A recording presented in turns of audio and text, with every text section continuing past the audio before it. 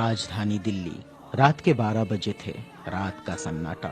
और अचानक दिल्ली, मुंबई, नागपुर में चारों ओर फोन की घंटियां बज उठी। राजभवन मौन था, संसद मौन थी, राष्ट्रपति भवन मौन था।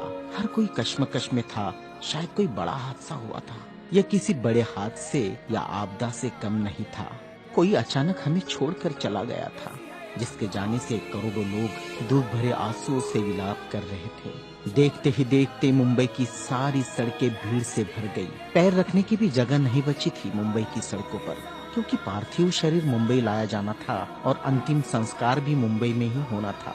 नागपुर, कानपुर, दिल्ली, चेन्नई, मद्रास, बेंगलोर, पुणे, नासिक और पूरे देश से मुंबई आने वाली रेलगाड़ियों और बसों में बैठने को जगह नहीं थी। सब जल्द से जल्द मुंबई पहुंचना चाहते थे और देखते ही देखते अरब सागर वाली मुंबई जनसागर से भर गई। कौन था यह शख्स जिसके अंतिम दर्शन की लालसा में जन सैलाब रोते बिलखते मुंबई की ओर बढ़ रहा था? देश में यह पहला प्रसंग था जब बड़े बुजुर्ग छोटे छोटे बच्चों जैसे छाती पीट पीट कर रो रहे थे। महिलाएं आक्रोश कर रही थी और कह रही थी, मेरे पिता चले गए, अब कौन है हमारा यहाँ? चंदन की चिता पर जब उसे रखा गया तो लाखों दिल रुदन से जल रहे थे।